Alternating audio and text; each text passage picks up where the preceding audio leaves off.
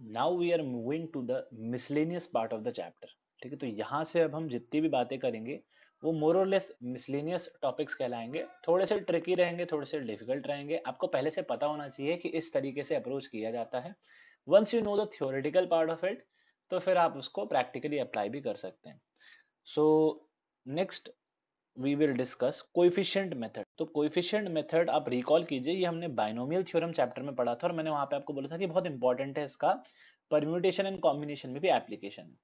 तो वो ये था कि note that the coefficient of x power r in 1 minus x की power minus n where n is a natural number can be written as n plus r minus 1 cr। तो यहाँ पे इसका क्या काम है, actually it gives the number of solutions. तो वो देख लेते हैं कैसे। पहले मैं आपको थोड़ा रिकॉल करवा देता हूँ कि एक्चुअली सीरीज दिखती कैसे थी। हमने क्या किया था, हमने बाइनोमियल थ्योरम चैप्टर हमने स्टार्ट किया था इसके एक्सपांशन से, जहाँ पे n नेचुरल नंबर था। ठीक है, फिर जैसे जैसे हम चैप्टर पढ़ते गए आगे, लास्ट लेक्चर में हमने बात की कि यहाँ पे अगर n कुछ भी हो सकता है, नेगेटिव या फ्रैक्शन, तो उसके लिए हमने पहले 1 प्लस एक्स पावर n का एक इनफाइनाइट सीरीज का एग्जांपल, एक इनफाइनाइट सीरीज का एक्सपांशन देखा। उसके बाद हमने 1 प्लस एक्स की जगह 1 माइनस एक्स पावर n का भी देखा। फिर हमने 1 प्लस एक्स की पावर माइनस n का भी देखा। और फोर्थ एंड फाइनल जो मैंने हाईलाइट करके बताया था वो था 1 माइनस एक्स की पावर माइनस n का एक्सपांशन।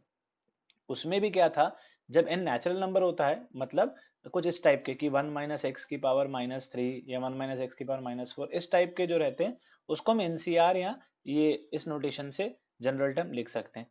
तो वो सीरीज क्या बनी थी वो रिकॉल कर लेते हैं। ये सीरीज बनी थी 1 plus n x plus n plus one by two factorial x square plus, मतलब इसमें अल्टरनेट साइन प्लस माइनस का कोई झोल झपाटा नहीं है। और ये जो है ये बढ़ता जाता है बेसिकली, बस मतलब ये एन एन माइनस वन ना होते हुए एन एन प्लस वन होता है, ये n n plus one n plus two होता है। तो ये एन की वैल्यू जो है वो इंक्रीज, मतलब ये नंबर जो है ये बढ़ते जाते हैं और ये सीरीज इनफाइनाइट तक चलते जाएगी। तो इसी की जनरल टर्म, जब हम ये इनफाइनाइट सीरीज थी तो इसकी जब जनरल टर्म लिखी थी हमने टी आर प्लस वन, तो उसमें था जैसे ये लिखा है, इसको हम लोग, जो ये चीज लिखी हुई है इसी को हम लोग जनरलाइज करें अगर, तो एक आर प्लस वन टर्म, मतलब फर्स्ट टर्म सेकंड टर्म। तो सेकंड टर्म में एक्स की पावर वन है, थर्ड टर्म में एक्स की पावर टू है, फोर्थ टर्म में एक्स की पावर थ्री है। तो ये हमने लिखा था कि इसमें एक्स पावर आर का टर्म आएगा और उसके साथ जो लिखा हुआ चीज आएगा उसको हम कॉम्पैक्ट फॉर्म में n plus r minus one C r लिख सकते हैं। ठीक है, ये सब डेरिवेशन हमने किया था वहां पे, कहा बाइनोमियल थ्योरम चैप्टर में। तो वहां पे आप देख सकते हैं, रिकॉल कर सकते हैं। मतलब ऐसा ही ब्रैकेट्स आएंगे, n n plus one n plus two N plus three, चलता जाएगा n plus r minus one तक के, ये ब्रैकेट्स चलते जाएंगे n plus r minus one तक के, और नीचे आर फैक्टोरियल लिखा होगा। तो उसी को कॉम्पैक्ट फॉर्म में लिख पाएंगे हम लोग, n plus r minus one C r. तो अब इसका अपने क्या कहते हैं, परम्यूटेशन कॉम्बिनेशन में क्या एप्लीकेशन है वो भी समझते हैं। तो अब तक हमने जो भी बेगर्स मेथड वगैरह पे चर्चा की थी वो था कुछ इस टाइप के सवाल कि भाई find the number of non negative integral solutions of such equations, sorry such equations. ठीक है, तो आप कैसे करते थे और एक्चुअल मीनिंग क्या होता है उसको थोड़ा कनेक्ट करने की कोशिश करते हैं। तो सपोज मैंने बहुत छोटा एग्जांपल लिया है, इसके नंबर ऑफ सॉल्यूशंस आप कैसे बोलोगे, two identical coins among three different beggars. तो two plus three minus one C, three minus one से आप करेंगे, आंसर फोर सी टू आएगा, वैल्यू सिक्स आएगी। तो वो छह सोल्यूशंस क्या होंगे उसको मैन्युअली सोचते हैं। तो पहले क्या करते हैं, हम x1 को फिक्स कर देते हैं जीरो। तो x2 प्लस एक्स थ्री का सम टू होना चाहिए, तो वो कैसे होगा, zero to one one to zero. ठीक है, ये हमने x1 को फिक्स कर दिया। फिर सिमिलरली अगर हम x1 को फिक्स कर देते हैं वन, मतलब ये दोनों मिलके भी वन होने चाहिए, तो उसमें ये दो पॉसिबिलिटीज निकल के आएंगी, zero one one zero. And finally जब हम इसको टू रखेंगे तो एक ही पॉसिबिलिटी आएगी, दोनों को जीरो होना पड़ेगा। बस इससे आगे हम जा नहीं पाएंगे, क्योंकि अगर हम x1 को थ्री रखेंगे तो इनका सब माइनस वन हो नहीं पाएगा, क्योंकि दोनों नॉन नेगेटिव है, दोनों नॉन नेगेटिव है। सो इन शॉर्ट ये जो हमने छह सोल्यूशंस फॉर्मूले से निकाले हैं, वो ये छह सोल्यूशंस मैन्युअली ऐसे दिखते हैं। ठीक है, तो मैं ये आपको क्यों बता रहा हूँ, क्योंकि अब मैं आपको कोएफिशिएंट मेथड को अप्लाई करना सिखा रहा हूँ इन प्रॉब्लम्स में। तो हम इस डिस्कशन से ये तो पता कर ही सकते हैं, सर इसका मतलब अगर ये सम टू के बराबर है तो हमको पता है कि ये वेरिएबल एट मैक्स टू हो सकता है, या फिर ये भी जो हर वेरिएबल है एट मैक्स उसकी वैल्यू टू हो सकती है, क्योंकि अगर वो थ्री हुआ तो बाकी का सम नेगेटिव हो नहीं पाएगा।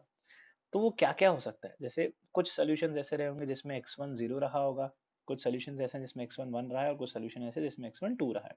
सिमिलरली x2 के लिए भी वो कभी 0 कभी 1 कभी 2 रहा है, और x3 भी कभी 0 कभी 1 और कभी 2 रहा है। इसमें करते क्या है हम लोग, जैसे मैं थोड़ा सा बाइनोमियल या ट्राइनोमियल टाइप का बनाना चाहूँ, x1 जो है वो जो वैल्यू ले सकता है आप उसको x की पावर्स में बना के लिख लो। तो ये x power 0 plus x power 1 plus x power 2 में क्या कर रहा हूँ वो समझिए क्यों कर रहा हूँ, उसका जवाब मिल जाएगा।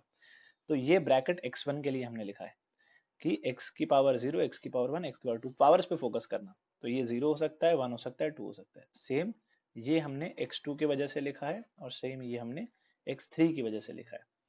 तो अब मैं ये बोल सकता हूँ कि जब मैं इन तीनों ब्रैकेट्स को मल्टीप्लाई करूंगा, जब ये तीनों ब्रैकेट्स मल्टीप्लाई होंगे ना, तो उसमें कोएफिशिएंट ऑफ एक्स स्क्वायर जो रहेगा वो मेरा काम का है। एक कोएफिशिएंट ऑफ एक्स स्क्वायर मुझे नंबर ऑफ सॉल्यूशंस दे देगा, it will give me the number of solutions. कैसे, आइए सोचते हैं।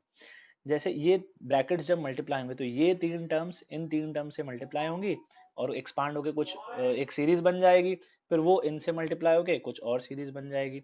तो वो क्या क्या टर्म्स हो सकती हैं। सपोज ये वाला हमको पता है बाइनोमियल चैप्टर से कि हम इसमें जब इसको मल्टीप्लाई करेंगे तो ये तीनों से मल्टीप्लाई होगा, फिर उसके बाद ये तीनों से, मतलब सारे कॉम्बिनेशंस बन सकते हैं। तो अब जब ये x पावर 0 इस x पावर 0 से मल्टीप्लाई होगा और फिर आगे वो इस x पावर 0 से मल्टीप्लाई होगा, तो एक टर्म बनेगी x की पावर 0, ठीक है, मतलब 1 कांस्टेंट टर्म। वो अपने काम की नहीं है, क्यों, वो अपन आगे समझते हैं। तो जब एक टर्म ये होगी, जब ये इससे मल्टीप्लाई होगा, ये इससे मल्टीप्लाई होगा और ये इससे मल्टीप्लाई होगा, तो पता है एक टर्म आएगी एक्स स्क्वायर, 1x², ठीक है। तो वो एक्चुअली इस सोल्यूशन को रिप्रेजेंट करती होगी, 0 0 2। इसी तरीके से हर सोल्यूशन के लिए अपने पास एक एक टर्म रहेगी। जैसे अगला सोल्यूशन क्या था, 0 1 1 था ना, तो ये सोल्यूशन पता है कब बनेगा इसके एक्सपांशन में, जब ये x पावर 0 इस x पावर 1 से मल्टीप्लाई होगा और ये आगे जाके इस x पावर 1 से मल्टीप्लाई होगा, तो उसमें क्या टर्म बनेगी, 1x²। फिर से 1x² ही बनेगी, कोएफिशिएंट तो 1 ही आएगा ना सबका। तो ये कितनी बार आएगा, ये 1x² कितनी बार बन सकता है। तो अभी मैंने छोटा एग्जांपल लिया तो आप मैन्युअली सोच पा रहे हो, 0 2 0। तो 0 2 0 कब बनेगा, जब ये इससे मल्टीप्लाई होगा और जब ये इससे मल्टीप्लाई होगा। सिमिलरली 1 0 1, तो ये जब इससे मल्टीप्लाई होगा और जब ये इससे मल्टीप्लाई होगा, तो 1 0 1 वाला सोल्यूशन बनेगा। 1 1 0 कब बनेगा, ये 1 1 0 ऐसे बन जाएगा। और फाइनली 2 0 0, 2 सॉरी 2 0 और ये 0, तो ये हर बार 1x² बनेगा। तो ये सारे 1x² जो है वो ऐड होते जाएंगे, तो वो 6x² बन जाएगा। तो x² का जो कोएफिशिएंट है वो अपना आंसर हो जाएगा, नंबर ऑफ सॉल्यूशंस हो जाएगा। तो बेसिकली कितने तरीके से x² बन सकता है वही कहलाता है कोएफिशिएंट ऑफ x²। और x² ही क्यों देख रहे हैं हम, पता है, क्योंकि यहाँ पे ये कांस्टेंट सम 2 है। अगर यहाँ पे ये 2 की जगह कुछ और होता तो वो उस तरीके से सीरीज चलती। तो हम लोग इस तरीके से हम इसको जज कर सकते हैं। तो छोटा एग्जांपल लिया है, आप एक्चुअली इन ब्रैकेट्स को मल्टीप्लाई करके मैनुअली, जैसे हमने मैनुअल काउंटिंग अभी की, ये 6 केसेस गिने, तो वो हम इसमें भी देख पा रहे हैं। पर जब बड़ा एग्जांपल होता है तो मैनुअल काउंटिंग हो नहीं सकती। तो सर फिर इसको सॉल्व कैसे करते हैं, इसको फिर आप अपना बाइनोमियल का लॉजिक लगा के ये रिजल्ट अपना कोएफिशिएंट मेथड का रिजल्ट लगा के आप इसको सॉल्व करते हैं। तो ये लिखा है 1 + x + x², ये भी लिखा है 1 + x + x², ये भी लिखा है 1 + x + x²। This is 1 + x + x² का क्यूब। अब जो 1 + x + x² होता है, तो ये जीपी, इसको मैं एक जीपी की तरह ट्रीट कर सकता हूँ। उस first term is 1 and common ratio is x, number of terms 3 है। फर्स्ट टर्म 1 है जीपी का, कॉमन रेशियो x है और नंबर ऑफ टर्म्स 3 है। तो फॉर्मूला लग जाएगा a/1 - r, ऊपर 1 - r की पावर नंबर ऑफ टर्म्स। सो ये बन गया। अब इसमें देखो, ये 3 पावर न्यूमरेटर के साथ ऐसे है और ये जो डिनोमिनेटर है 1 - x की पावर 3, उसको मैं न्यूमरेटर में ऐसे लिख सकता हूँ। ठीक है, थोड़ा स्टेप्स को आप समझिए क्या चल रहा है, क्यों कर रहे हैं, आगे जवाब मिल जाएगा। क्या चल रहा है ये समझो, ये बहुत इंपॉर्टेंट है। तो इसमें हम हमेशा क्या करते हैं, हम अपना ये बनाने की कोशिश करते हैं 1 - x की पावर -n। तो ये बन गया ये चीज। अब इसमें मेरे को आप कुछ भी कोएफिशिएंट पूछ लो मैं निकाल लूंगा। ये अपना नॉर्मल बाइनोमियल से, या इनफैक्ट आप जानते भी हो फॉर्मूला, a - b का होल क्यूब रहेगा। तो ये बन जाएगा एक्सपांड के इतना, a - b का होल क्यूब। अब आप इमेजिन करो, ये वाला जो चीज है 1 - x³ की पावर 3, ये बन गया है एक्सपांड होके इतना। और अगर मैं इसका एक्सपांशन लिखूंगा तो इसके एक्सपांशन में एक्चुअली मेरे को इनफाइनाइट टर्म्स मिल जाएंगे, 1 + n x plus n plus 1/2 factorial x square and so on, ऐसे इनफाइनाइट सीरीज चलते जाएगी। तो ये टर्म हर एक एक टर्म से मल्टीप्लाई होगा, ये वाली टर्म हर एक एक टर्म से मल्टीप्लाई होगी। तो ये सब मल्टीप्लिकेशन चलता जाएगा और एक इनफाइनाइट सीरीज मिलेगी। पर मेरे काम का क्या चीज है, मुझे चाहिए सिर्फ कोएफिशिएंट ऑफ एक्स स्क्वायर, क्योंकि मेरा आंसर तो कोएफिशिएंट ऑफ एक्स स्क्वायर ही है। तो आप सोचो एक्स स्क्वायर अगर आपको चाहिए, तो जब यहाँ से आप वन उठा रहे हो, जब यहाँ से आप वन उठा रहे हो, तो यहाँ से आप उठाना चाहोगे ये एक्स स्क्वायर, ठीक है, coefficient of x square in this thing. अगर मैं एक्सपांशन नहीं लिखता हूँ तो डायरेक्टली मैं ऐसे लिख सकता हूँ। अब उस पर अपन आगे आएंगे। अगर मैं यहाँ से लेट से 3x³ ले रहा हूँ, तो 3x³ किससे मल्टीप्लाई होगा ताकि एक्स स्क्वायर बने? तो ऐसा कभी नहीं हो पाएगा। 3x³ को मल्टीप्लाई होना पड़ेगा समथिंग लाइक x⁻⁻1 से, ताकि वो एक्स स्क्वायर बना पाए। और नेगेटिव पावर्स अपने को कभी नहीं मिलती है इस इनफाइनाइट सीरीज में। ये बाइनोमियल थ्योरम में हमने बात की है इस पे। तो same argument for x⁻6, same argument for x⁻9, जब ये मल्टीप्लाई होंगे तो ये कभी एक्स स्क्वायर में कंट्रीब्यूट नहीं कर पाएंगे। For if we want the coefficient of x square, for finding the coefficient of x square, higher powers won't contribute।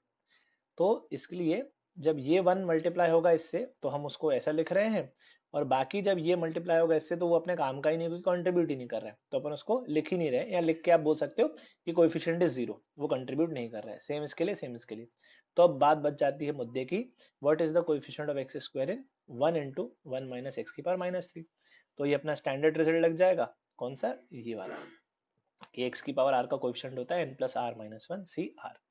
सो यहाँ पे n की वैल्यू 3 लेंगे अपन, ये इसकी वजह से, और r की वैल्यू 2 लेंगे, तो n + r - 1 CR। आंसर देखो 4C2 ही आ रहा है 6। तो अब आप लोग बोलेंगे सर ठीक है, आपने ये सब हमको समझाया, हमको समझ में भी आ गया, नहीं भी समझ में आया तो हम वीडियो फिर से एक बार देख लेंगे। बट द पॉइंट इज, ये हम ये सब तिकड़मबाजी कर क्यों रहे हैं जब अपने पास रेडीमेड एक फॉर्मूला है, बेगर्स मेथड या डायमंड्स रूल? तो फिर काय को इतना माथा पच्ची करने का? तो बेटा देखो, ये तब when there are no restrictions, ठीक है, ये हमने इस पे सवाल भी किए थे। जब नखरे करने लग जाते हैं वो बेगर्स की, भाई हमको कम से कम 1 कॉइन चाहिए, हमको कम से कम 2 कॉइन चाहिए, तब फिर आपको आप थोड़ा सा ठीक है बैलेंस कर लेते हो। पर जब बहुत ज्यादा ही नखरालू बेगर्स आ जाए, जब बहुत ज्यादा ही नौटंकी करने वाले बेगर्स आ जाए ना, तब आप वो नहीं लगा पाओगे, डायमंड रूल फेल हो जाएगा, और तब कोएफिशिएंट मेथड आपकी मदद करने आएगा। इसलिए हम इसको पढ़ते हैं। So please note that coefficient method is very useful when there are certain restrictions on the variables। जब वेरिएबल्स पे रेस्ट्रिक्शंस नहीं होते हैं तब तो आप बेगर्स मेथड से उड़ा देते हो सवाल को। पर जब अपर लिमिट्स लोअर लिमिट्स आने लग जाएंगी ना, such problems, because such problems can't be solved directly by diamond rule या फिर बेगर्स मेथड जिसको हम बोलते हैं। Diamond rule beggars method same ही चीज है। So coefficient method is very useful in those problems where there are certain restrictions on variables। तो एग्जांपल देख लेते हैं उसका, आपको समझ में आएगा इसका इंपॉर्टेंस कि क्यों करते हैं। तो सपोज ऐसा कुछ क्वेश्चन है, find the number of integral solutions of x1 + x2 + x3 = 24 where x1 belongs from 1 to 5, ये x2 जो है 12 से 18 है, और ये x3 जो है -1 है, -1 से बड़ा है। अब आप इसमें क्या लगाएंगे? सर वो 24 + 3 - 1 C3 - बेटा बकवास है, ठीक है, वो सब नहीं लगा सकते। देखो क्यों नहीं लगा सकते, समझो, क्योंकि उसमें बहुत सारे सॉल्यूशंस होते हैं। उसमें सपोज एक सॉल्यूशन ऐसा भी आया होगा 21,1,1 कि हमने इसको 22 सिक्के दे दिए, इसको एक एक सिक्का दे दिया। तो यहाँ पे ये जो है, मतलब न केवल मिनिमम लिमिट है, ठीक है, मिनिमम लिमिट को तो आप हैंडल कर लेते थे कि भाई ठीक है देखो मिनिमम इतने सिक्के चाहिए ना, तो इतने सिक्के रख ले, बाकी फिर हम लोग बांट देते थे बिंदास। तो जब अपर लिमिट्स आ जाएंगी ना, तब ये सब कहानी फेल हो जाए, क्योंकि ये ग्रिडी नहीं है, बहुत सेटिस्फाइड है, बोलता भाई मैं मैक्सिमम 5 सिक्के लूंगा, उससे ज्यादा नहीं लूंगा। तो ये सॉल्यूशंस काउंट नहीं करना चाहिए हमें कायदे से, है ना। तो मैक्सिमम लिमिट आपको परेशान करने लग जाएगी। जब अपर लिमिट्स आने लग जाए तो थोड़ा सा आपको सतर्क हो जाना है। तो खैर मैंने पूरा ही कॉम्प्लिकेट कर दिया, lower limit upper limit, lower limit upper limit, इसमें तो नेगेटिव लिमिट लगा दी मैंने। तो -1 वाले सोल्यूशन भी हम पहले गिना नहीं करते थे, अगर आपको याद हो। तो मैंने सारे दुनिया भर के जितने उसमें हो सकते एक ही क्वेश्चन में लेने की कोशिश की, ताकि आपको समझ में आ जाए कि करना क्या होता है अगर ऐसा कुछ पंगा फंसे, अपर लिमिट फंसे या ऐसा कुछ हो, तो करते क्या है एक्चुअली। तो सबसे पहले हम क्या करते हैं, हम कोएफिशिएंट मेथड लगाने से भी पहले थोड़ा सा इसको सही कर लेते हैं बाय चेंज ऑफ वेरिएबल। हमने बात की थी ना एक क्वेश्चन में चेंज ऑफ वेरिएबल, एक नहीं 2 क्वेश्चन हमने किए थे, पहले चेंज ऑफ वेरिएबल से थोड़ा इसका हुलिया ठीक करते हैं। एटलीस्ट एक रेफरेंस तो जीरो मिले यार अपने को। अपन चाहते हैं कि मिनिमम कहानी जीरो से तो स्टार्ट हो, non negative integers, whole numbers, है ना। तो क्या बात की थी हमने, अगर ये दे रखा है subtract 1 from all the sides, subtract 1 from all the sides of inequality. अच्छे से समझना क्या चल रहा है। तो ये बन गया। तो ये वाले भाई साहब को आप बोल दो x1, capital x1, small x minus one को कैपिटल x माइनस वन बोल दो, ताकि आपका जो x1 है वो 0 से 4 फंसे। मतलब मुझे ये चाहिए कम से कम मिनिमम तो मैं उसको ठीक कर लूँ। जहाँ डायमंड रूल बेगर मेथड में क्या था कि भाई वो 0 से गिनती स्टार्ट होती थी कि हम लोग कॉइन या तो लेंगे ही नहीं, या तो एक लेंगे या दो लेंगे, इस तरीके से। अब ये बोलते हैं -1 कॉइन लूंगा मैं, 12 कॉइन्स लूंगा 1, तो वो थोड़ा सा क्या कॉम्प्लिकेट कर देता है प्रॉब्लम को। तो इस तरीके से हम पहले चेंज ऑफ वेरिएबल से स्टार्ट करेंगे। 12 से 18 है तो subtract 12 from all the sides of inequality, इसको आप ऐसे बना लो, और जो ये बनाए इसको कैपिटल x2 नया वेरिएबल नाम दे दो। ठीक है, तो क्यों? क्योंकि नया वेरिएबल जो कैपिटल x2 है वो 0 से 6 फंसेगा। अगेन 0 से स्टार्ट होगा, more importantly add 1 on all the sides, add 1। तो ये ऐसे लिख लेंगे और इसको आप नया नाम दे दो कैपिटल x3। क्यों? ताकि कैपिटल x3 अपना 0 से स्टार्ट हो और मैक्सिमम उस पर कोई रेस्ट्रिक्शन नहीं हो, कितना भी जा सकता है। नाउ अब हम लोग बात करते हैं कि सर नया प्रॉब्लम कैसे दिखेगा। तो हमने ये सब्स्टिट्यूशन लगाया है, तो बेसिकली हमने स्मॉल x1 की जगह लिख लिया कैपिटल x1 प्लस 1, इसमें फिट कर दो आप। इसका मतलब हमने स्मॉल x2 को रिप्लेस किया है कैपिटल x2 प्लस 12 से, इसको भी आप यहाँ रिप्लेस कर दो। और इसका मतलब ये है कि स्मॉल x3 को हमने कैपिटल x3 माइनस 1 से रिप्लेस किया, तो ये भी आप भर दो यहाँ पे। तो जो नई इक्वेशन आएगी capital x1 plus capital x2 plus capital x3, नई इक्वेशंस जो आएंगी सिंप्लीफाई करके वो कुछ इस तरीके से आपको दिखेगी कि capital x1 plus capital x2 plus capital x3 जो है वो 12 होना पड़ेगा। ठीक है, यहाँ तो आप यहाँ से डायरेक्टली ऐड कर लो, तो डायरेक्टली ऐड करोगे तो यहाँ से क्या आएगा, capital x1 plus capital x2 plus capital x3 is equal to small x1 plus small x2 plus small x3 minus 12, और इसकी वैल्यू 24 है, तो 24 माइनस 12 इज 12। ठीक है, जैसा आपको समझ में आए। इन शॉर्ट अब हम लोग किस पे फोकस करने वाले हैं, वो 1 to 1 मैपिंग है। मतलब हर एक स्मॉल x1 के लिए कैपिटल x1 एग्जिस्ट करता है, और हर एक कैपिटल x1 के लिए एक ही स्मॉल x1 एग्जिस्ट करता है, तो 1 1 मैपिंग है।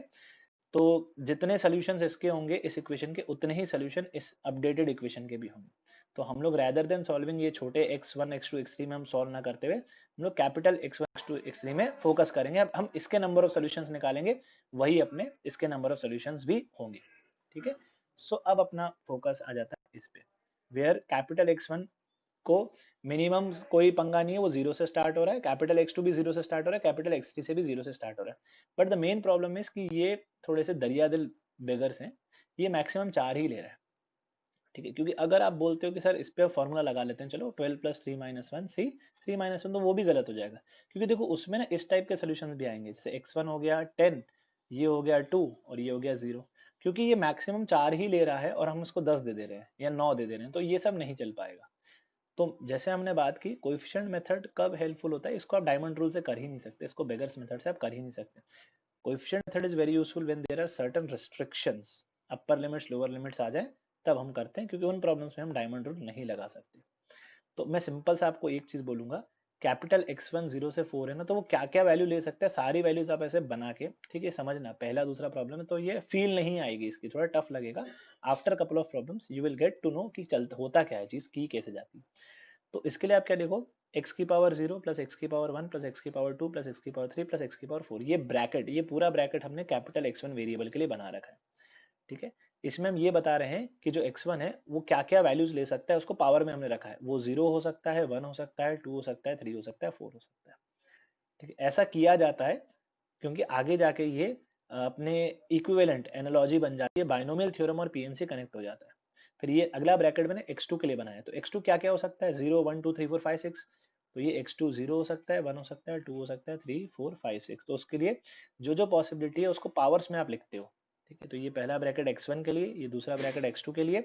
अब x3 क्या क्या हो सकता है, x3 0 1 2 3 कुछ भी हो सकता है, देयर आर नो रेस्ट्रिक्शंस। तो x3 0 1 2 3 4 ऐसे इनफाइनाइट तक कुछ भी हो सकता है। ठीक है, अब आप बोलेंगे कि सर नॉन नेगेटिव है तो x3 तो हमको दिख रहा है कि मैक्सिमम 12 ही हो सकता है, मतलब लिखा नहीं है, लिखा नहीं है, बट यहाँ पे हमें ऐसा बोलना चाहिए कि 0 कैपिटल x3 और ये 12, हमें ऐसा होना लिखना चाहिए। तो बिल्कुल आप बेटा करेक्ट कर रहे हो, ठीक है, वो भी सही है। तो आप इसको इनफाइनाइट तक ना लेके जाके आप इसको x पावर 12 तक रोक सकते हो।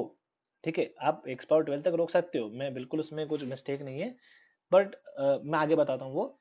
तो अपना जो रिक्वायर्ड आंसर है वो क्या होगा, अपने को टोटल सम एक्स पावर 12 चाहिए, अपने को 12 चाहिए टोटल 12 कॉइन्स है, तो इसमें हम कोएफिशिएंट ऑफ एक्स पावर 12 ढूंढेंगे। जैसे आप कोई भी सोल्यूशन देखो, अगर ये मैक्सिमम 4 हो गया, ये मैक्सिमम 6 हो गया, तो इसको 2 होना पड़ेगा ताकि सम 12 आ जाए। तो वो कब मिल रहा होगा, जब ये एक्स पावर 4 इस एक्स पावर 6 से मल्टीप्लाई होके इस एक्स पावर 2 से मल्टीप्लाई हो रहा हो, तो अपना एक सोल्यूशन आ जाएगा 462। एक सोल्यूशन ऐसा भी होता होगा 3 5 4, 3,5,4 है ना। तो वो कब मिलता होगा, जब ये एक्स क्यूब इस एक्स पावर 5 से मल्टीप्लाई होके इस एक्स पावर 4 से मल्टीप्लाई होता हो। तो हर एक सोल्यूशन को हम लोग इसमें ढूंढ सकते हैं, every solution can be found and each, और वो सब एक्स पावर 12 ही होगा, हमेशा वो एक्स पावर 12 होगा, क्योंकि यहाँ से बेसिकली कर क्या रहे हो आप यहाँ से कुछ एक्स की पावर्स उठा रहे हो, यहाँ से कुछ एक्स की पावर्स उठा रहे हो, और यहाँ से कुछ एक्स की पावर्स उठा रहे हो, और तीनों को मल्टीप्लाई करके एक्स की पावर 12 बना दे रहे हो। तो कितनी पावर्स उठा रहे हो आप, उसी को तो हम बोलते हैं कैपिटल X1 कैपिटल X2 और कैपिटल X3 की values. Now let me come to the point जो हम बात कर रहे थे, कि इसको आप एक्स पावर 12 पे ना रोकते हुए आई वुड सजेस्ट कि आप इसको इनफाइनाइट तक ले जाओ। देखो क्यों लेके जा सकते हैं क्या, सबसे पहली बात क्या ये करना सही है क्या, अगर सपोज आप एक्स पावर 12 तक रोक देते हो तो ठीक है, कोई दिक्कत नहीं, आपने रोक दिया ठीक है। पर सपोज अगर मैं यहाँ पे एक्स पावर 13 लिख भी देता हूँ, एक्स पावर 13 लिख भी देता हूँ, तो क्या वो मेरे किसी एक्स्ट्रा केस को इंट्रोड्यूस कर देगा, या क्या कोई केस मिस हो जाएगा क्या। देखो ये एक्स पावर 13 लिखने का मतलब क्या है सर, अब ये एक्स पावर 13 जो है ये इस हर टर्म से, इन सब टर्म से मल्टीप्लाई होगा और एक नई टर्म जनरेट करेगा। पर वो कितनी भी नई टर्म जनरेट कर दे, क्या वो कभी एक्स पावर 12 लेके आ पाएगा, नहीं। हम लोग तो एक्स पावर 12 ही ढूंढ रहे हैं ना, we are searching for coefficient of x power 12, क्योंकि एक्स पावर 13 से एक्स पावर 12 अगर आपको बनाना है तो उसमें आपको एक्स पावर -1 मल्टीप्लाई करना पड़ेगा, और एक्स पावर -1 कभी मल्टीप्लाई नहीं होता है, कभी हो ही नहीं पाएगा, क्योंकि मिनिमम एक्स पावर 0 होगा हर किसी में। ठीक है, दैट वाज द रीजन कि हम लोग सबको 0 से स्टार्ट करना प्रेफर करते हैं। तो आप एक्स पावर 13 लिख सकते हो, ठीक है, सीरीज बदल जाएगी पर कोएफिशिएंट ऑफ एक्स पावर 12 नहीं बदलेगा। अब एक्स पावर 14 भी आप लिख सकते हो, एक्स पावर 15 भी लिख सकते हो, सेम आर्ग्यूमेंट, क्योंकि नेगेटिव एक्स की पावर्स नहीं आएंगी उनको छोटा करने के लिए। अब दूसरी चीज, सर ठीक है लिख सकते हैं, पर क्या लिखना चाहिए, क्या इससे क्या फायदा होता है, देखो बेटा इससे फायदा ये होगा कि अगर आप ऐसे लिख रहे हो तो आप इनफाइनाइट जीपी वाले लॉजिक से इसको ऐसे सिंप्लीफाई करोगे, आगे कैलकुलेशन इजी हो जाएगी।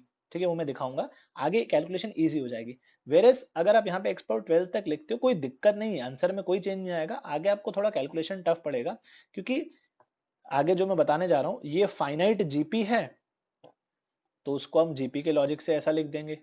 ये भी एक फाइनाइट जीपी है, आप रिकॉल करो first term common ratio number of terms, ठीक है, तो आप ऐसे लिख रहे हो। तो जो इनफाइनाइट जीपी होता है ना उसमें ये न्यूमरेटर गंदे गंदे नहीं आते हैं, सिंपल सा न्यूमरेटर इजी से आ जाता है, जैसे यहाँ पे आया है 1। वेरस अगर मैं इसको एक्स पावर 12 तक लेके जाता तो मुझको यहाँ पे लिखना पड़ता 1 - एक्स की पावर 30। तो ये कैलकुलेशन में थोड़ा सा आगे मुझे परेशान करता, हालांकि ये एक्स पावर 13 को मैं फाइनली निग्लेक्ट ही करने वाला हूँ। इसमें क्या होता है आधे से ज्यादा टर्म्स तो निग्लेक्ट हो जाती हैं, वो कंट्रीब्यूट ही नहीं करती हैं सब में। जैसे हमने अभी पीछे बात की थी ना, ये पिछले क्वेश्चन में बहुत सारी टर्म्स तो कंट्रीब्यूट ही नहीं करती आंसर में, हमने ये जो है निग्लेक्ट मार दिया था क्योंकि ये कंट्रीब्यूट ही नहीं कर रहा था अपने कोएफिशिएंट ऑफ एक्स स्क्वायर में, तीनों को हटा दिया था अपन ने। तो ऐसे बहुत सारी टर्म्स हट जाती हैं। तो जो भी आप अगर आप एक्स पावर 12 का कोएफिशिएंट ढूंढ रहे हो तो एक्स पावर 12 से बड़ी जितनी भी पावर्स हैं वो सब उड़ाते जाते हैं, हम निग्लेक्ट करते जाते हैं, क्योंकि वो कंट्रीब्यूट नहीं करती आंसर में, क्योंकि नेगेटिव एक्स है नहीं कि x power -3 x power 13 x power -3 x power 15 से मल्टीप्लाई हो जाए और मुझे एक्स पावर 12 बना के दे दे, क्योंकि एक्स पावर -3 जैसा कुछ होता ही नहीं है अपने इसमें वन नेगेटिव ये बाइनोमियल वाले में, नेगेटिव इंडेक्स वाले बाइनोमियल में। सो इसीलिए हम इसको ऐसा कर लेंगे। तो अब अपना मुद्दा क्या हो गया, पहले तो इसका सबसे टफ पार्ट यही है कि पहले आप अपने इस प्रॉब्लम स्टेटमेंट को जो पीएनसी का क्वेश्चन है उसको आप बाइनोमियल के क्वेश्चन में कन्वर्ट करो, ये थोड़ा सा टफ पार्ट है। ठीक है, एक बार आप ये कर लेते हो उसके बाद बस आप जीपी वाले लॉजिक से चालू हो जाओ और बाइनोमियल का कहानी, तो ये हो जाएगा अपना सीरीज सिंप्लीफाइड फॉर्म में। इसमें हम कोएफिशिएंट ऑफ एक्स पावर 12 ढूंढ रहे हैं, तो हमेशा डिनोमिनेटर में आपको 1 - एक्स मिलेगा, उन सबको आप कलेक्ट करके न्यूमरेटर में ऐसे लेके आ जाते हो, और बाकी जो न्यूमरेटर में चल रहा था इन दोनों ब्रैकेट्स को मल्टीप्लाई कर दोगे। सो अब अपना मुद्दा क्या, अपना मुद्दा है कोएफिशिएंट ऑफ एक्स पावर 12 ढूंढना है हमें, इसमें इसमें ढूंढना है, तो अब इस वाले भाई साहब को चारों से मल्टीप्लाई करना पड़ेगा और फिर एनालाइज करना पड़ेगा कि यार एक्स पावर 12 कैसे निकाले, है ना। तो ये क्या किया मैंने, मैंने इसको 1 से मल्टीप्लाई किया, इसको -एक्स पावर 5 से किया, इसको -एक्स पावर 7 से किया, और इसको एक्स पावर 12 से भी किया है। तो ये बन गया अपने पास 4 टर्म्स। अब आप सोचो अगर मुझे एक्स पावर 12 चाहिए तो इसमें से एक्स पावर 12 कैसे निकलेगा, standard result n plus r minus one C r, n की वैल्यू लूंगा मैं 3, r की वैल्यू लूंगा मैं 12। तो ये हो गया अपना इसमें टर्म। अब सेकंड माइनस एक्स पावर 5, और ये मेरे पास है, तो यहाँ पे मेरे पास एक्स पावर 5 लिखा हुआ है, पूरे में से मुझे एक्स पावर 12 निकालना है। तो I think binomial theorem chapter sir ने पढ़ रखा है, तो आपको आता है इधर 5 अवेलेबल है, तो इधर से मुझे एक्स पावर 7 निकालना पड़ेगा ताकि ये दोनों मल्टीप्लाई होके 12 बन जाए। तो वो कैसे निकलेगा? तो अगर मुझे इसमें से एक्स पावर 7 निकालना है तो मेरी n की वैल्यू 3 है और r की वैल्यू 7 है, तो 3 plus 7 minus one, n plus r minus one C r. ठीक, और ये नेगेटिव जो था वो चल रहा है। सिमिलरली अगले वाले में मेरे पास यहाँ पे x पावर 7 है, मुझे 12 बनाना है, तो मैं यहाँ से 5 निकालूंगा, तो ये हो जाएगा 5। अब समझ में आया आपको कि अगर यहाँ पे x पावर 15 होता, या जैसे मैं बोल रहा था ना x पावर 13 को इग्नोर कर दो, अगर यहाँ पे x पावर 13 ले भी लेते आप, तो x पावर 13 होता 12 बनाने के लिए आपको इसमें से x पावर माइनस वन निकालना होता, और x पावर माइनस वन कभी निकाल ही नहीं सकते आप ना, नेगेटिव पावर्स नहीं देता ये। 1 plus n x plus n n plus one by two factorial x square positive powers होती है। ओके, सो ये हो गया x पावर 5 का कोएफिशिएंट, इस तरीके से निकाल लेंगे। और फाइनली यहाँ पे क्योंकि x पावर 12 है, तो इसमें से मुझे x पावर 0 निकालना पड़ेगा, वो तो 1 ही होता है, पहली टर्म ही होती है ना, 1 प्लस एन एक्स प्लस, तो ये पहली टर्म ही होती है। हालांकि अपन चलो इसको भी फॉर्मूले से ही करते हैं, तो इसके लिए क्या बोलेंगे अपन, सर x पावर 0 चाहिए, तो n की वैल्यू 3 है और r की वैल्यू 0 है, तो अपन कर लेंगे n plus r minus one C r, तो वहां से 1 ही आएगी। ठीक है, ये वैल्यू 1 ही आनी है। सो ये हो जाएगा अपना आंसर, सबको आप कैलकुलेट कर लीजिए, तो आंसर 35 हो जाएगा। ओके, प्लीज जो भी हमने अब तक बात की उसको आप फिर से रिवॉच कीजिए, डिफिकल्ट कॉन्सेप्ट है, पहली बार में नहीं उतरता है, ठीक है, हलक से नीचे नहीं उतरेगा इतनी आसानी से, you have to give it some time. हम लोग क्वेश्चंस करते हैं और इस पे और फिर समझते हैं कि कैसे ये वर्क करता है, कोएफिशिएंट मेथड। सो हम लोग कुछ एग्जांपल्स देख लेते हैं कोएफिशिएंट मेथड पे, which will help you to figure it out and take a feel of the things. Consider the examples. First example, in an exam, maximum marks for each of the three papers are 50 each, and for the fourth paper 100. Number of ways in which a person can secure 60% marks. देखो ये बहुत tough question है actually, पहले आपको समझना है कि problem जो है स्टेटमेंट है क्या, फिर उसको फॉर्मुलेट करना है अपने को, फिर हम ट्राई करते हैं। तो मैक्सिमम मार्क्स जो हैं तीन पेपर्स के वो है 50, 50 और 50, तो 50-50 नंबर के, लेट से 50 नंबर का फिजिक्स है, 50 नंबर का केमिस्ट्री है, 50 नंबर का मैथ्स है, और एक एक्स्ट्रा चौथा पेपर है, लेट से कुछ ऐसा है एप्टीट्यूड टाइप का एक पेपर है, उसके मैक्सिमम मार्क्स है 100। तो टोटल मैक्स मार्क्स कितने हो सकते हैं, टोटल मैक्सिमम मार्क्स हो सकते हैं 250। ठीक है, इन सबका सम। Now, number of ways in which a person can secure 60% marks. तो 60% मार्क्स उसको सिक्योर करने हैं, एग्जैक्टली 60% मार्क्स, एटलीस्ट कुछ लिखा नहीं है उसमें ना, number of ways in which a person can secure 60% marks, exactly उसके 60% ही आने चाहिए। तो 60% ऑफ 250, टोटल 250 के 60% कितना होगा, 60 अपॉन 100 इंटू 250, तो ये हो जाएगा 150। तो मतलब 60% मार्क्स उसको सिक्योर करना, मतलब उसको 150 नंबर अपने को दिलाने हैं। तो हो सकता है वो पहले तीनों पेपर में पूरे 50-50-50 मैक्सिमम लेके आ जाए और आखिरी पेपर में 0 नंबर लेके आ जाए, and there are no negative marking, if nothing is mentioned no negative marking. ऐसा भी हो सकता है वो उसमें 25-25 नंबर ले आए तीनों में, और फिर चौथे पेपर में अकॉर्डिंगली वो 75 ले आए। तो there can be several cases. So you have to now think कि सर हम इसको फॉर्मुलेट कैसे करें, मतलब इस प्रॉब्लम स्टेटमेंट को जो लैंग्वेज में लिखा है इसको मैथमेटिकली कैसे रिप्रेजेंट करें एक परम्यूटेशन एंड कॉम्बिनेशन चैप्टर के प्रॉब्लम में कन्वर्ट। तो वो कुछ इस तरीके से किया जाएगा, आप चार वेरिएबल्स डिफाइन करो, x1 x2 x3 x4। x1 denote the number of marks in first subject, x2 denotes the number of marks in the second subject, x3 denotes the number of marks in third subject, और x4 मतलब चौथे subject में जितने भी number आएंगे वो x4 है। तो टोटल चारों का जो सम होगा वो हम 150 चाहते हैं, ये हमने अभी बात की ना, मैक्सिमम टोटल 250 है, 60% ऑफ मैक्सिमम टोटल इज 150, तो हम चाहते हैं चारों सब्जेक्ट के नंबर मिला के एग्जैक्टली 150 मार्क्स आए। अब देखो अगर कोई कंस्ट्रेंट कोई रेस्ट्रिक्शन नहीं होता तो हम वो 150 identical coins in 4 different beggars का लॉजिक लगा देते, बट यहाँ पे कंस्ट्रेंट क्या है कि पहले तीन वेरिएबल्स जो हैं वो मिनिमम 0 से स्टार्ट होकर मैक्सिमम 50 तक जा सकते हैं, नो नेगेटिव मार्किंग, इसलिए 0 से होल नंबर्स में गेम चल रहा है। ये अपर लिमिट जो है ना 50, यही पंगे कर रही है सब, वरना तो बेगर्स मेथड था ही ना अपने पास, और ये 100 तक जा सकता है। तो क्या सिखाया मैंने आपको कोएफिशिएंट मेथड में कि एक बार देखो ये इंपॉर्टेंट है, आप एक बार ये पहले डिफाइन कर लो अपना जो प्रॉब्लम स्टेट, इनफैक्ट ये भी कैसे इतना कि ये इक्वेशन है और हर वेरिएबल के नखरे हैं, ये इक्वेशन है और हर वेरिएबल का कंस्ट्रेंट है, हर वेरिएबल का रेस्ट्रिक्शन है, अपर लिमिट लोअर लिमिट्स है। अगर लोअर लिमिट जीरो नहीं है, अगर लोअर लिमिट जीरो नहीं है तो आप चेंज ऑफ वेरिएबल सब्स्टिट्यूशन की मदद से पहले उसको जीरो बनाइएगा। वी वांट कि हर बेगर मिनिमम जीरो से तो स्टार्ट करे, फिर मैक्सिमम जो उसके नखरे हैं वो अपन झेल लेंगे। तो कैसे करना है अपने को, what we will do is we want the coefficient of x power 150, क्योंकि अपने को टोटल सम 150 चाहिए। तो अब x1 क्या क्या हो सकता है, x1 क्या क्या हो सकता है, x1 हो सकता है 0 1 2 3 4 अप टू 50। ठीक है, तो अपन ने x1 के लिए एक ब्रैकेट बना दिया, x1 के लिए अपना ब्रैकेट रहेगा x power 0 x power 1 x power 2 and so on, ये चलता जाएगा x पावर 50 तक के। ठीक है, ये x1 के लिए 0 से 50 कुछ भी हो सकता है। सेम ऐसा ही ब्रैकेट हम लोग बनाएंगे x2 के लिए, सेम ऐसा ही ब्रैकेट हम बनाएंगे x3 के लिए। तो तीन ब्रैकेट्स मल्टीप्लाई होके ये बन गया इसका क्यूब। ठीक, और ये x4 के लिए चौथा ब्रैकेट, तो x4 के लिए ब्रैकेट कैसा होगा, x power 0 x power 1 x power 2, ये x पावर 100 तक जाएगा, तो ये x4 का ब्रैकेट है। तो इन शॉर्ट हमने क्या किया, अपने पीएनसी के प्रॉब्लम को बाइनोमियल के प्रॉब्लम में कन्वर्ट कर दिया। अब अपना काम क्या है, सिर्फ अपना काम है कोएफिशिएंट ऑफ x की पावर 150 इन दिस एक्सपेंशन। तो हम लगाएंगे इस पे जीपी का लॉजिक, ये एक जीपी है जिसका फर्स्ट टर्म है 1, कॉमन रेशियो है x, नंबर ऑफ टर्म्स 51 है। ध्यान दीजिएगा x गिनती x पावर 0 से स्टार्ट हो रही है। आप क्या जल्दबाजी में इसमें नंबर ऑफ टर्म्स 50 ले लेते हो, 50 नहीं है, number of terms are not 50, number of terms are 51। So this simplifies to this thing and this simplifies to this thing. अच्छा, इसमें एक छोटा सा मैं हिंट आपको ये भी देता हूँ, एक छोटा सा टेक्निक है।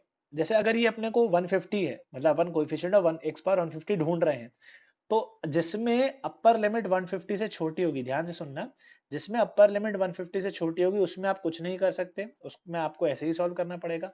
पर सपोज इसकी जैसे अपर लिमिट 100 की जगह होती है 200 या 210 या फिर 160, या ऐसा कोई नंबर जो 150 से बड़ा है, ऐसा कोई नंबर जो 150 से बड़ा है, तो आप उसको पूरा काट के इनफाइनाइट तक ही लेके चले जाना।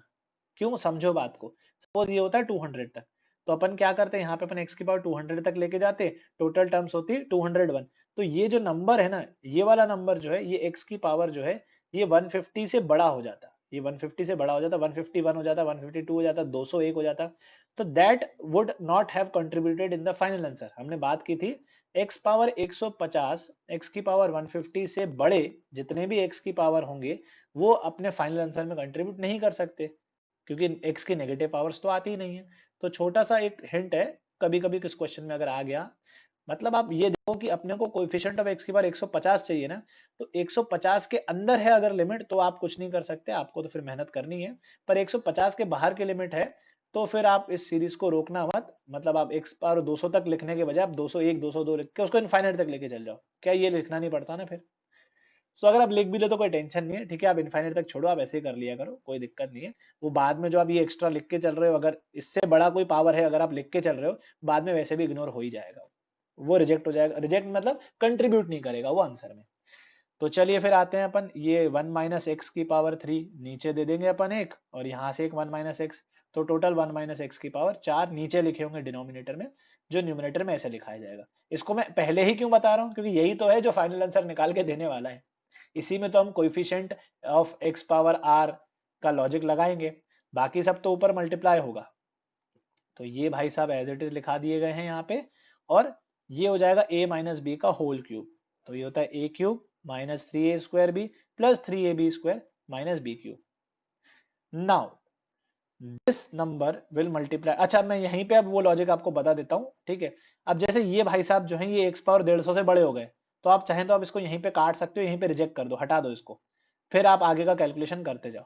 ठीक है, कैलकुलेशन में टाइम बच जाएगा, कैलकुलेशन का टाइम बच जाएगा, बट क्योंकि हम पहली बार ये बता रहे हैं चीज, तो मैं आपको करके बताता हूँ क्यों ये कंट्रीब्यूट नहीं करेगा।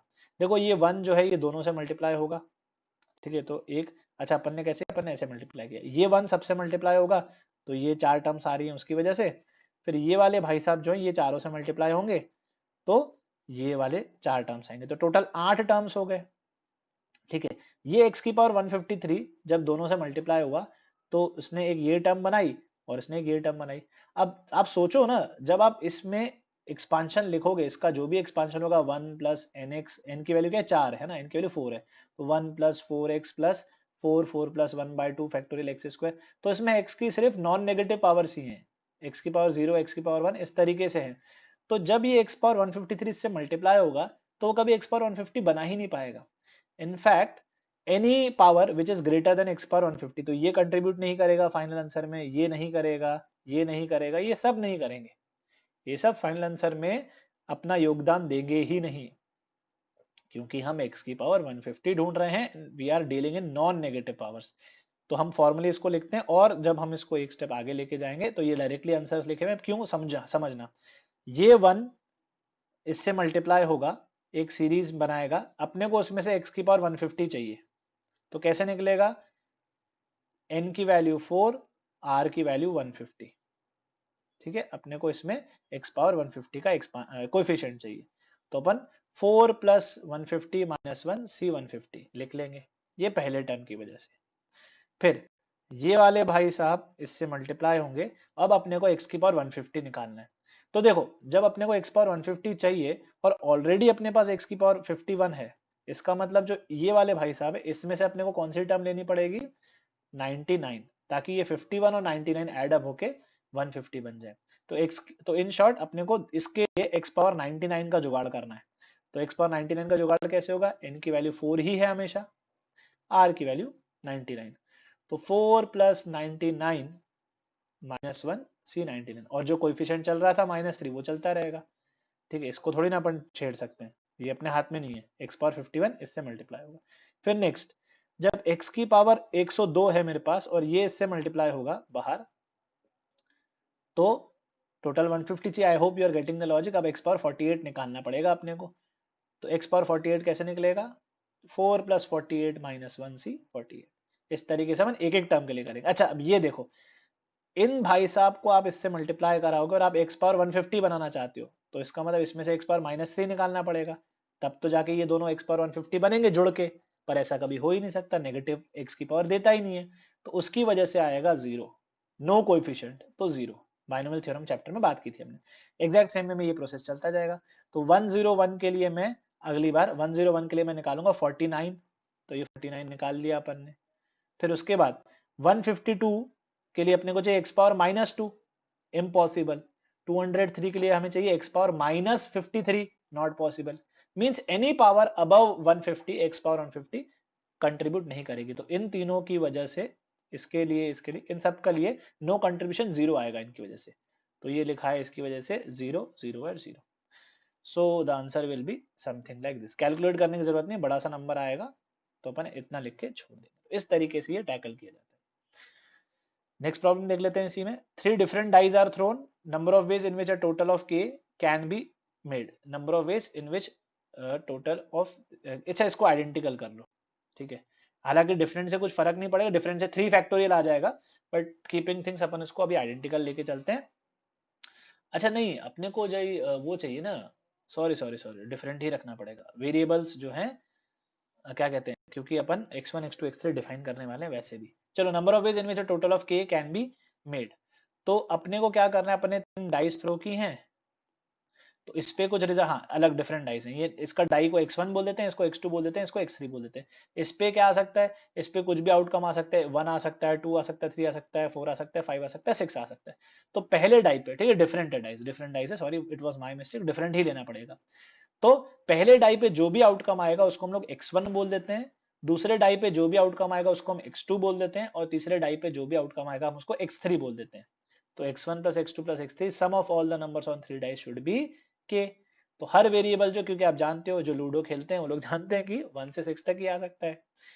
तो अब वही है कि एक बार आपने ये लिख लिया, इसके बाद अपने को फॉर्मुलेट करना आता है। अपने को क्या चाहिए, coefficient of x power k, और हर वेरिएबल क्या क्या हो सकता है, x1 के लिए पहले डिफाइन करते हैं, ये हो सकता है, ये क्या क्या हो सकता है, ये 1 2 3 4 5 6 हो सकता है, तो इसके लिए हम लिखेंगे x power 1, x power 2, x power 3 and so on, अपन चलते जाएंगे, ठीक है। तो इसके लिए हमने क्या कर दिया, हमने, अच्छा इसमें आप चेंज ऑफ वेरिएबल वैसे करना चाहिए था, मैंने जो बोला था 0 से स्टार्ट करवाना है, बट अगर चेंज ऑफ वेरिएबल नहीं भी करते हैं तो क्या फर्क पड़ जाएगा वो भी देख लो, ठीक है, आप चेंज ऑफ वेरिएबल से भी कर सकते हैं, वो सेम बात ही पड़ जाती है आखिरी में।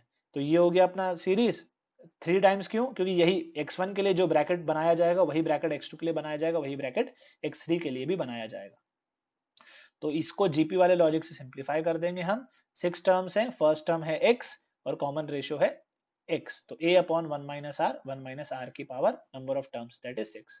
ये क्यूब सब में बढ़ जाएगा। तो जब ये क्यूब सब में बटेगा तो ये पहले तो इसको मैं बता दूं, मेरा सबसे पहला प्रायोरिटी यही होता है 1 माइनस एक्स पावर माइनस 3, क्योंकि जिसपे कोएफिशिएंट मेथड हम लगाने वाले हैं बाइनोमियल का लॉजिक, उसको सबसे पहले अलग करके लिख लो। अब ये क्या बनेगा, देखो ये क्यूब जो है a माइनस बी का होल क्यूब से a cube minus 3a² b plus 3ab² minus b cube बन जाएगा, और ये x क्यूब भी सबसे मल्टीप्लाई हो जाएगा। तो इन शॉर्ट पूरा न्यूमरेटर को हम इस ब्रैकेट से सिग्निफाई कर सकते हैं।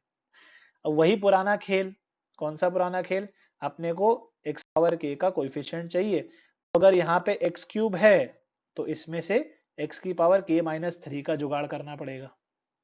अगर यहाँ x पावर 9 है तो इसमें से x की पावर k माइनस 9 का जुगाड़ करना पड़ेगा, ताकि दोनों मल्टीप्लाई होके x पावर k बन जाए, so that both of them multiply and become x power k. Similarly, this thing is x power 15, so यहाँ से x power k minus 15 we have to generate, और x power 21 है तो यहाँ से we have to generate x power k minus 21. अच्छा, one thing you have to note that it is also given that, यहाँ पे एक और चीज अपने को बोल रखी है क्वेश्चन, k की जो रेंज है वो 9 से 14 है, तो ये 9 से 14 के बीच में ही होगा, तो हम लोग फिर उसके अकॉर्डिंग जज करेंगे। तो इसके लिए तो हमने लिख लिया कि अपने को x पर k माइनस 3 चाहिए, तो n plus r minus 1 C r, r की वैल्यू k माइनस 3 है अपने को, x power r, x power k minus 3 का कोएफिशिएंट चाहिए। फिर इसके लिए k माइनस 9 चाहिए, तो r की वैल्यू है k माइनस 9, तो ये हमने लिख दिया इसकी वजह से n plus r minus 1 C r, n की वैल्यू है 3, r की वैल्यू है जिस भी आप x पावर r का कोएफिशिएंट देख रहे हो तो वो r है, तो यहाँ पे r k माइनस 3 है, यहाँ पे r k माइनस 9 है। अब क्योंकि k की मैक्सिमम वैल्यू 14 है, because it is given that k is 9 से 14, तो यहाँ पे x पावर 15 है, तो यहाँ से हम लोग x पावर k माइनस 15 निकालने का बोल रहे थे, तो k माइनस 15 पॉजिटिव थोड़ी ना है, k माइनस 15 तो नेगेटिव नंबर हो जाएगा, तो it is not possible, basically वो पॉसिबल ही नहीं है। और यहाँ पे भी x पावर 21 जो है अगर है तो यहाँ पे k माइनस 21, तो k माइनस 21 आप नहीं बना पाओगे, क्योंकि k minus 21 is a negative number, हम सिर्फ जीरो, हम लोग नॉन नेगेटिव पावर से जनरेट कर पाते हैं। So this is how things work, ये जो है इस तरीके से इसका आंसर हो जाएगा। तो ये फर्स्ट, ये सेकंड, थर्ड और फोर्थ थोड़े से ट्रिकी हैं लैंग्वेज।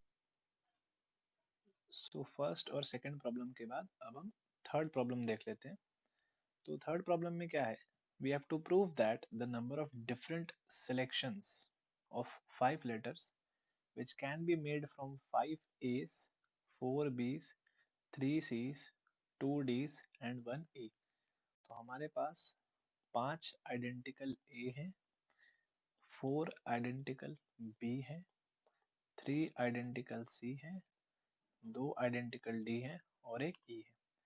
तो इन लोगों में से हमें 5 लोगों को सिलेक्ट करना है। कितने तरीके से कर सकते हैं, आंसर 71 है। ऑब्जेक्टिव में पूछा जाता तो ABCD ऑप्शन करके आपको पूछा जा सकता है, मैंने यहाँ प्रूव दैट या शो दैट में पूछ लिया। तो देखो अब ये बहुत ट्रिकी इसलिए हो जाता है क्योंकि कुछ आइडेंटिकल और कुछ डिफरेंट है, तो इतना आसान सिलेक्शन होगा नहीं। और अगर आप सीधे रास्ते जाओगे तो केसेस बना के करने में भी बहुत केस बन जाएंगे। जैसे केसेस कैसे, all the 5 are selected are same, तो मतलब पांचों ए उठा लो, या फिर 4 सेम 1 डिफरेंट, तो उसमें भी ठीक है, आप बोलोगे सर यहाँ तो 4 सेम इसके यहाँ 4 सेम इसके, बट जैसे जैसे नीचे उतरते जाएंगे तो कॉम्प्लिकेशन बढ़ते जाएगा।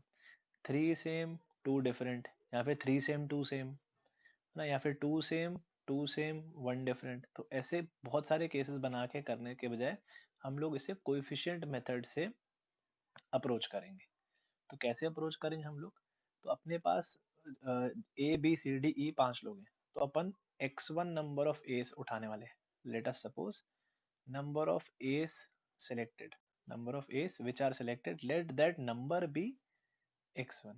तो जितने भी हम A को select करने वाले हैं उसको x1 से denote करते हैं, x2 be the number of B's which we will select, x3 be the number of C's which we will select, similarly x4 number of D's which we will select and xy number of E which we will select। तो इस तरीके से हम लोग ये बना सकते हैं, और x1 plus x2 plus x3 plus x4 plus x5 इन पांचों का सम क्या होना चाहिए 5, क्योंकि हम लोग टोटल 5 ही लेटर्स सिलेक्ट करने वाले। तो ये हो गया अपना कोएफिशिएंट मेथड में हम जैसे करते हैं। तो अब अपना जो वेरिएबल्स हैं x1 क्या क्या हो सकता है, x1 जो है वो हो सकता है 0 1 2 3 4 5, मतलब अपने पास 5 ए थे, या तो हम उसमें से एक भी ए सिलेक्ट नहीं करेंगे, या तो एक करेंगे, या दो, या तीन, या चार, या पांच। तो इस तरीके से ये x1 जो है, x1 वेरिएबल ये वैल्यू ले सकता है। तो कोएफिशिएंट मेथड में हम क्या करते हैं, x1 के लिए हम एक ब्रैकेट बनाते हैं, उस ब्रैकेट में हम उसके सारे पॉसिबिलिटीज को पावर में लिख लेते हैं। तो ये x power 0, x power 1, x power 2, 3, 4, 5। अगर आपको अब तक डिस्कस्ड क्वेश्चन समझ में आए तो आपको अप्रोच समझ में आ गई होगी। तो ये x1 का ब्रैकेट है। फिर x2 के लिए भी एक ब्रैकेट बनाएंगे। तो x2 क्या क्या हो सकता है, वो 0 हो सकता है, 1 हो सकता है, 2 हो सकता है, 3 हो सकता है, 4 हो सकता है। Powers x power 0, x power 1, x power 2, 3, 4, इस तरीके से। ये x3 का ब्रैकेट, ये x4 का ब्रैकेट और ये x5 का ब्रैकेट। x5 का ब्रैकेट बड़ा प्यारा सा है, सिर्फ दो ही टर्म्स होंगी। यहाँ तो हम लेंगे ही नहीं e, या फिर जो एक e था उसको हम सेलेक्ट कर लेंगे। तो इस तरीके से ये हो जाएगा। अब ये जो सारे ब्रैकेट्स, ये 5 ब्रैकेट्स जो मल्टीप्लाई होंगे, तो वो एक बहुत लंबा सा कुछ पॉलिनोमियल बनाएंगे। उसमें हमें ढूंढना है कोएफिशिएंट ऑफ x पावर 5, है ना। तो x पावर 5 का कोएफिशिएंट ढूंढना है। हम लोग अब तक सवाल कर चुके हैं, दो तीन तो आपको खेल समझ में आ चुके हैं। सो हम सब पे जीपी वाला लॉजिक लगा देंगे। तो ये एक जीपी है जिसका सम हो जाएगा a अपॉन फाइनाइट जीपी है, तो a अपॉन 1 - r की पावर नंबर ऑफ टर्म्स ऊपर लिखते हैं, तो ये 6 टर्म्स है। तो ये इसकी वजह से ये आ जाएगा जीपी। ये भी एक जीपी है, इसमें 5 टर्म्स है, तो इसमें हम लोग ऐसा लिख लेंगे। सिमिलरली ये भी एक जीपी है, इसमें 4 टर्म्स है। तो ऐसे हम इसको जीपी वाले लॉजिक से सिंप्लीफाई कर लेंगे। ये भी एक जीपी है, 1 - x³/1 - x। और ये भी एक जीपी है, पर ये बहुत सिंपल जीपी है, तो इसको जीपी वाले लॉजिक से हम लोग लिखते हैं। हालांकि आप देख सकते हैं कि सर वो 1 - x मल्टीप्लाई डिवाइड कर दिया, बेसिकली ऐसा समझ लो। इसमें 1 - x मल्टीप्लाई डिवाइड कर दिया। जीपी से भी देख लो ना यार कि ए की वैल्यू 1 है, कॉमन रेशियो x है, और नंबर ऑफ टर्म्स 2 है। तो जीपी से भी आप देख सकते हैं जीपी का फॉर्मूला, पैटर्न भी समझ लो। तो 1 - x तो सब में आएगा डिनोमिनेटर में। तो वो सारे 1 - x पांचों ब्रैकेट्स के, we have 5 brackets with us, पांचों ब्रैकेट्स के 1 - x को हम जमा करके यहाँ पे ऐसे लिख ले रहे हैं अलग से, और ये न्यूमरेटर्स सबके इकट्ठा इस तरीके से होगा। तो अगर आप डिस्कशन फॉलो करें तो आप समझ जाओगे अब करना क्या है। सर एक्चुअली इस पे बाइनोमियल का वो लॉजिक लगेगा, coefficient of x power r इसमें से हम ढूंढ लेंगे, बाकी सबको मल्टीप्लाई कर लेते हैं बिंदास। देखो मल्टीप्लाई कैसे करना है, स्मार्टली करना है। अच्छा ये टर्म जो है x पावर 6, ये अपने आंसर में कंट्रीब्यूट नहीं करेगी, तो अपन इसको यहीं काट दे रहे हैं, क्योंकि मैंने बताया था ना हम x पावर 5 ढूंढ रहे हैं। तो x पावर 5 ढूंढ रहे हो, तो x पावर 6 अगर किसी से मल्टीप्लाई होकर x पावर 5 बनाती होगी, तो उसको x पावर -1 से मल्टीप्लाई होना पड़ेगा। और इस टाइप की टर्म हमें कभी नहीं मिलने वाली इसके एक्सपांशन में, है ना। तो जो x पावर 5, जब भी आपको x पावर 5 से बड़ा कोई भी टर्म दिखेगा, क्योंकि हम x पावर 5 ढूंढ रहे हैं, तो x पावर 5 से हायर पावर जो भी मिलेगी आप काटते चलना, वो कंट्रीब्यूट नहीं करेगा आंसर में। इसको जीरो की तरह ट्रीट कर लो, राइट हियर जीरो। तो 1 - 0 1 हो गया, तो ये हो गया 1। 1 multiplied bye anything is same thing. अब इन दोनों ब्रैकेट्स को मल्टीप्लाई करेंगे तो ये आएगा 1 × 1 1। आप मल्टीप्लाई करना चाहते हैं तो इसको मल्टीप्लाई कर लो, ये आएगा। अब इन दोनों को मल्टीप्लाई करके जो आंसर आया, उसमें फिर हम 1 - x पावर 4 मल्टीप्लाई करेंगे, मतलब अब ये दोनों भिड़ेंगे, तो इन दोनों को मल्टीप्लाई करके ये आएंगे। मतलब ये दो टर्म इन दो टर्म से मल्टीप्लाई होके 4 टर्म्स बन गई। फिर ये 4 टर्म्स इन दो टर्म से मल्टीप्लाई होके ये 8 टर्म्स बना देंगी। और फिर ये 8 टर्म्स इससे मल्टीप्लाई होके 16 टर्म्स बना देंगी। वो 16 टर्म्स इन दोनों से मल्टीप्लाई होके 32 टर्म्स बना देगी। तो धीरे धीरे वो नंबर ऑफ टर्म्स बढ़ते जाएगा, कॉम्प्लिकेट होते जाएगा। बट आप हाथ के साथ जो x पावर 5 से बड़ी टर्म्स उनको उड़ाते चलो, हाथ के साथ कैंसिल आउट करते चलो, because that won't contribute in the final answer.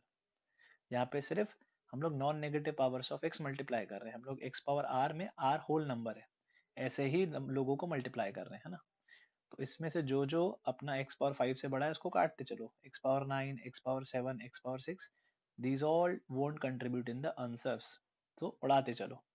अब ये भाई साहब ये इनसे मल्टीप्लाई होंगे, तो कुछ इस टाइप का बनाएंगे। तो इसमें भी सेम लॉजिक, जो जो x पावर 5 से बड़ा है उसको आप काटते चलो, उड़ाते चलो। और ये x पावर 5 से x पावर 5 कैंसिल हो गया, ठीक है, ये दोनों प्लस और माइनस में था, तो ये दोनों आपस में कैंसिल हो गया। और ये हम उड़ा चुके थे, तो अब 1 multiplied by this bracket is this bracket itself. So what we are left is, यहाँ से हम लोग इधर आ गए, मतलब ये अब बचा है अपने पास, इसमें से कोएफिशिएंट ऑफ x पावर 5 चाहिए। तो कैसे, 1 है, 1 इससे मल्टीप्लाई होगा, मतलब इसमें से कोएफिशिएंट ऑफ x पावर 5 निकालेंगे। तो n equal to 5, r equal to 5। Formula क्या है, n plus r minus 1 C r. तो 5 प्लस 5 माइनस 1 c5, तो 9c5 आ जाएगा। देन सेकेंड टर्म, जब ये भाई साहब इनसे मल्टीप्लाई होंगे तो एक्स स्क्वायर ऑलरेडी है, तो यहाँ से एक्स क्यूब निकालना पड़ेगा।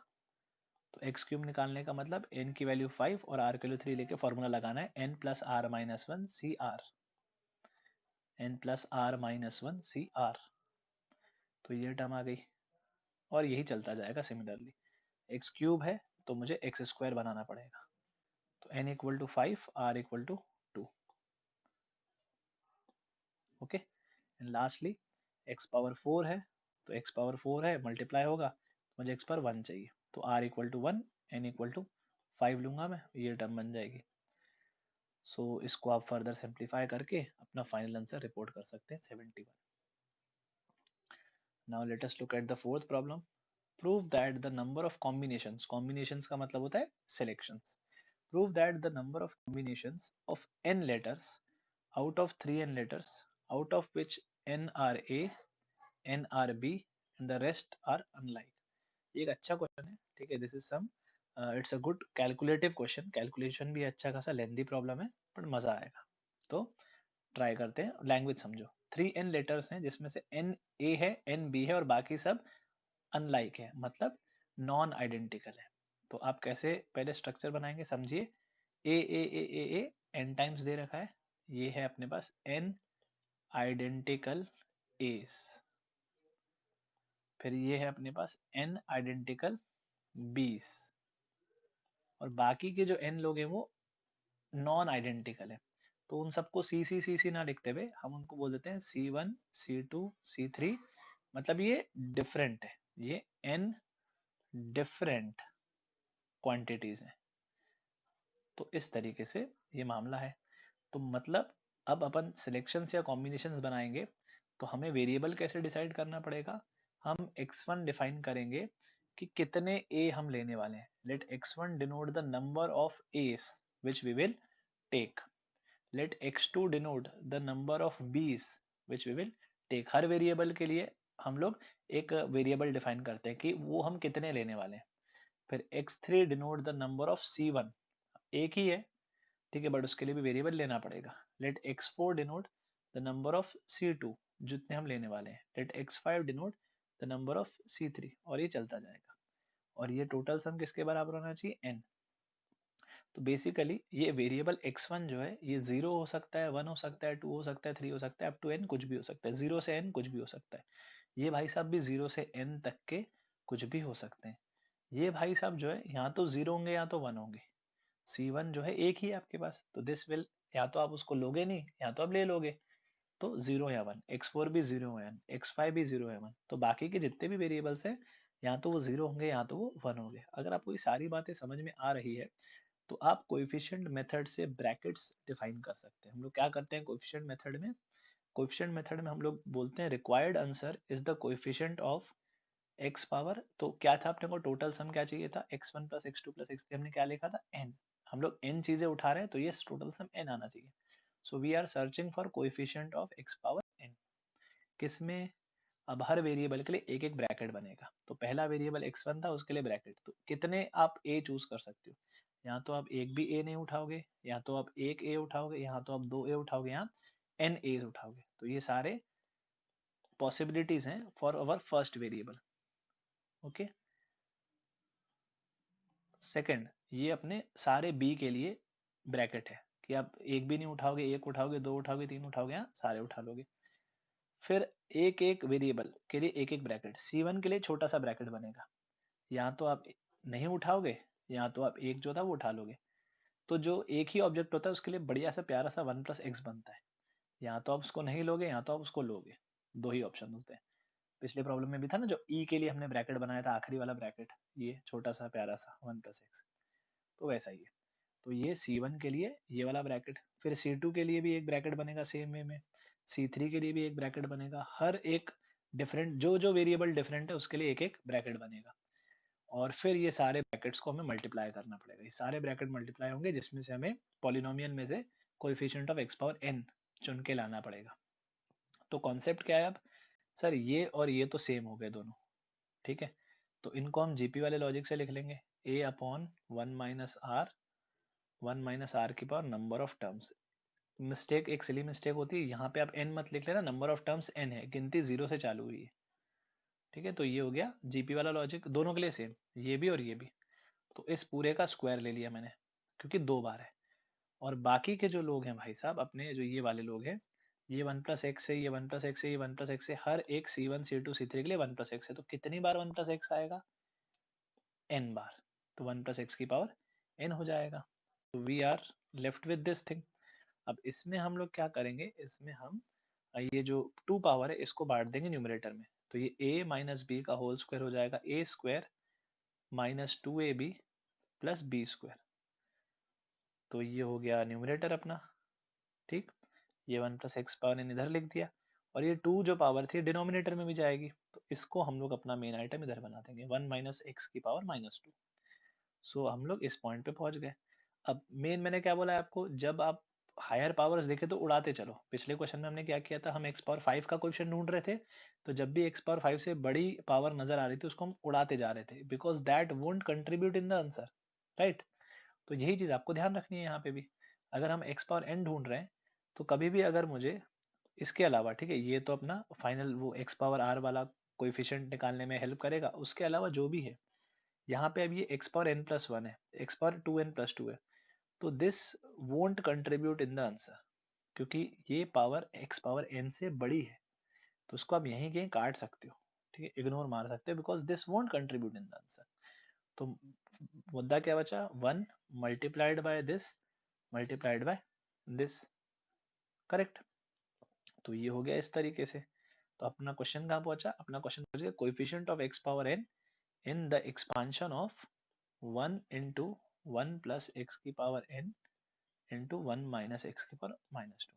अब आप इसका एक्सपांशन भी जानते हो और इसका एक्सपांशन भी जानते हो, तो अभी अपन इसका कर लेते हैं। बाइनोमियल, सिंपल सा बाइनोमियल थ्योरम का एक्सपांशन है। तो क्या एक्सपांशन है, one plus x power n का एक्सपांशन होता है एन सी जीरो, इसका एक्सपांशन एन सी जीरो, उसमें ये मल्टीप्लाई हो गई बाहर वाली टर्म, फिर एन सी वन एक्स, उसमें भी मल्टीप्लाई हो गई बाहर वाली टर्म, फिर n C two x square, उसमें भी, तो हर बार ये बाहर वाली टर्म मल्टीप्लाई होते जाएगी ईच टर्म में, ठीक है। आप इसको कॉमन निकाल के देख लो तो आपको समझ में आ जाएगा हमने एक्चुअली क्या किया है। बेसिकली हमने इसको एक्सपांड कर दिया है, ठीक, sigma n C r x power r, r की वैल्यू जीरो से N.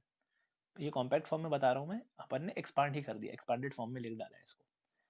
Okay, so now the point is कि अब देखो इसमें से अगर coefficient of x power n चाहिए तो मैं क्या करूंगा, इसमें से अगर coefficient of x power n चाहिए तो एन सी जीरो तो कांस्टेंट है, तो इसमें से एक्स पावर एन का कोएफिशिएंट निकालने का मतलब है ये formula, two plus n minus one C n. अच्छा, आप एन एन से कंफ्यूज मत होना, अपना क्या फॉर्मूला होता था कि इसमें एक्स पावर आर का कोएफिशिएंट होता था n plus r minus one C r. तो अपन एक्स पावर एन निकाल रहे हैं ना, तो यहाँ पे आर की जगह अपन एन रखना चाहते हैं और एन की जगह टू। आई बात समझ में, मतलब अगर मैं यहाँ टू कर दूं तो यहाँ पे टू आ जाएगा, तो इस तरीके से ये वर्क करेगा। This becomes r plus one C r. हाँ ये अच्छा है क्योंकि सब में एन की वैल्यू टू है ना, इसमें इसमें तो ऐसा करते हैं r plus one C r. तो इसमें आपको एन चाहिए तो आप यहाँ पे एन ले लोगे, आर की जगह एन ले रहे हैं। फिर एग्जैक्ट सेम में यहाँ पे अगर x अवेलेबल है तो इसमें से मैं क्या निकालना चाहूंगा, x की पावर n माइनस वन, ताकि ये दोनों मल्टीप्लाई होके x पावर n बन जाए। तो यहाँ पे अपने को r की जगह n माइनस वन रखना है, तो यहाँ पे r की जगह n माइनस वन रख लेंगे, तो ये बन जाएगा। इस तरीके से हर टर्म में आप सोचना पड़ेगा अपने को। और फाइनली जो लास्ट टर्म रहेगी अपन पैटर्न पकड़ लेते हैं और कुछ नहीं।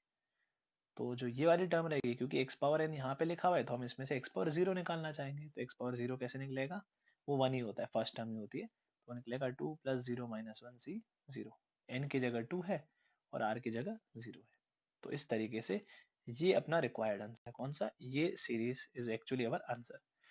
तो ये भी सिंप्लीफाइड फॉर्म में नहीं है, ये भी फैली हुई है, तो इसको सिंप्लीफाई करना पड़ेगा। तो सिंप्लीफाई कैसे करेंगे, पैटर्न पकड़ो, ये सॉल्व करके बनता है n+1 Cn, इसकी वैल्यू आती है n+1।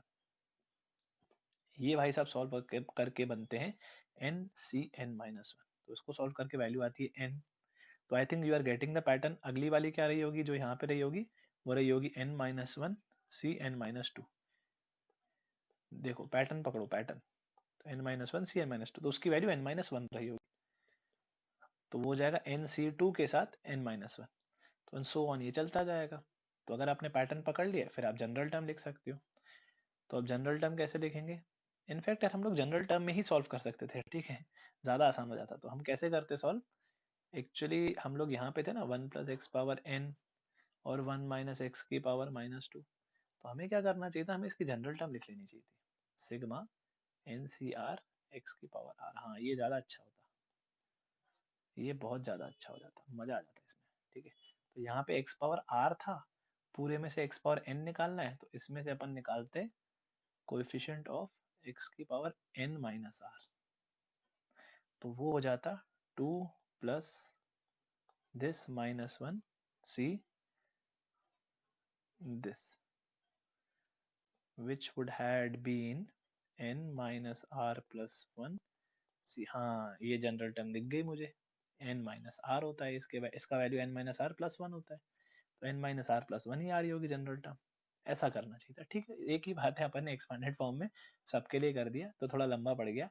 समझ में आया क्या किया मैंने जनरल, मतलब जो हम लोग ये अलग अलग सॉल्व कर रहे थे एक एक टर्म के लिए, ये एक एक टर्म के लिए हमने अलग अलग सॉल्व किया था, मैंने उसको जनरलाइज्ड वर्जन में ही सॉल्व कर दिया।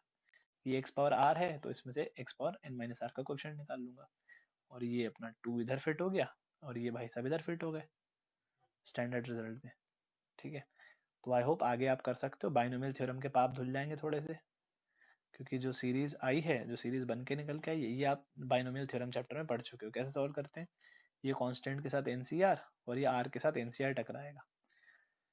तो आई होप पुरानी बातें क्लियर है, कैसे सॉल्व किया जाता है, ठीक है। जिसको नहीं है थोड़ा सा मैं बता देता हूँ, रिकॉल कर लेते हैं हम लोग, नो बिग डील, शर्माने वाली बात नहीं है।